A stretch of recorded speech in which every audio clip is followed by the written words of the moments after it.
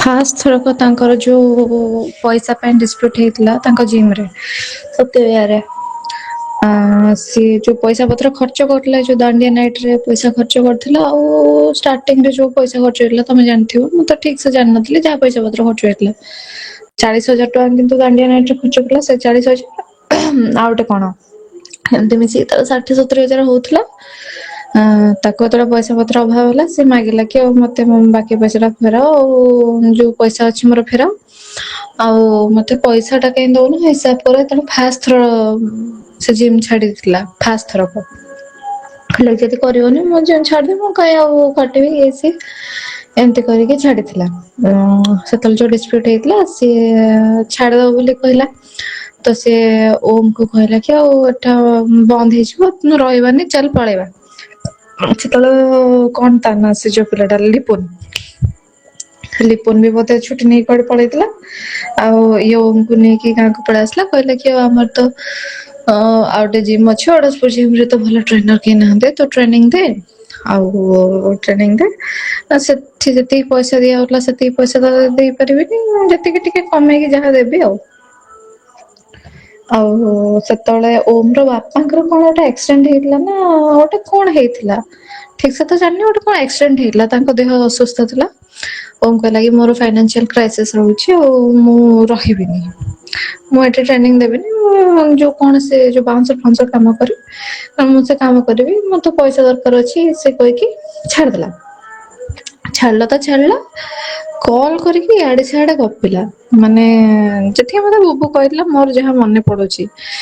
କି ସେ ଗାଁରେ ଆଉ ସେ ସତ୍ୟଭାର ପିଲାଙ୍କୁ ବି ସବୁ କଲ୍ କରିକି କଣ କହିଲା ଆଉ ଜିମ୍ ବନ୍ଦ ହେଇଯିବ ଏଇଟା ସେଇଟା ତ ଯୋଉ ପିଲାମାନେ ସବୁ ପଇସା ଦେଇଥିଲେ ସମସ୍ତେ ଜାଣିଥିଲେ ନା ଓନର ହଉଛି ବୁବୁ ତ ଆକୁ କଲ କରିକି ମାନେ ଆ ସହିତ ଟିକେ ବଚସା କଲେ ଆଉ କେମିତି ଜିମ୍ ବନ୍ଦ କରିଦବ ଏଇଟା ସେଇଟା ପଇସା ଦେଇଛୁ ଫ୍ରଡ କରିଦେଲ ଇଏ କରିଦେଲ ତ ଇଏ ସେଠୁ ନ ଚାହିଁକି ବି ସବୁ ଡିସକ୍ଲୋଜ କରିବାକୁ ବାଧ୍ୟ ହେଲା କହିଲା ମୁଁ ଫୁଲି ଓନର ନୁହଁ ମୁଁ ଏତିକି ପାର୍ଟନର ଆଉ ସେ ବିଷୟରେ ତମେ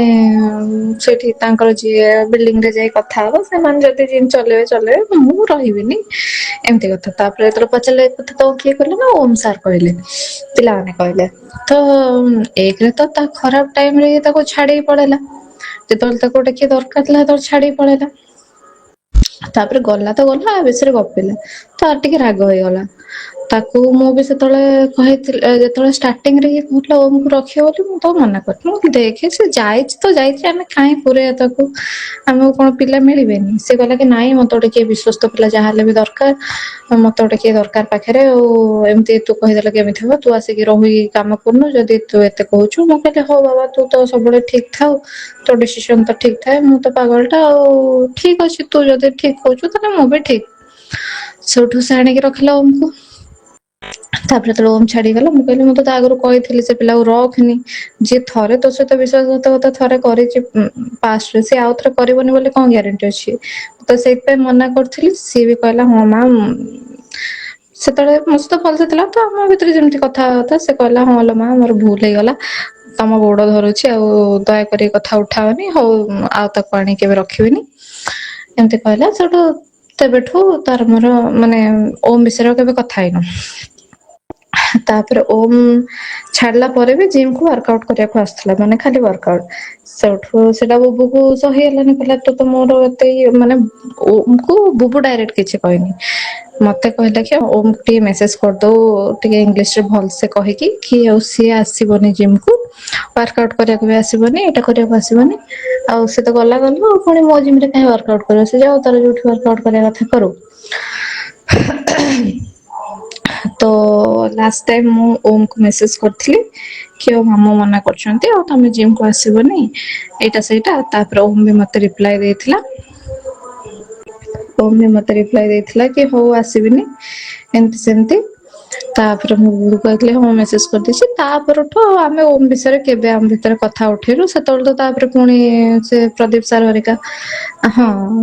ଏତେ କଥାର ମନେ ପଡିଲା। ହଁ ଏଇଟା ତାର ଓମ୍ କୁ ଡାକିଲାନି ବାହାର କରିଦେଲା ଜିମ୍ ରୁ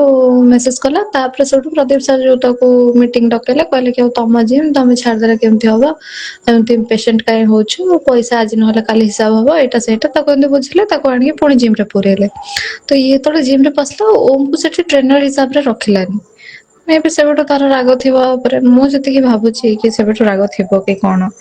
କାହିଁକିନା ତାପରେ ସେ ୱାର୍କ ଆଉଟ କରିବାକୁ ବି ତାକୁ ମନା କରିଦେଲା। ତାପରେ ମୁଁ ଜାଣିନି, ବାସ୍ ମୁଁ ଜାଣିବା ଭିତରେ ଏତିକି ହିଁ। ତାପରେ ଆମେ ଓମ୍ ବିଷୟରେ କେବେ ତାର ମୋର ଡିସ୍କସ ହିଁ କରିନୁ। ସେ ତା ବାଟରେ ଆମେ ଆମ ବାଟରେ।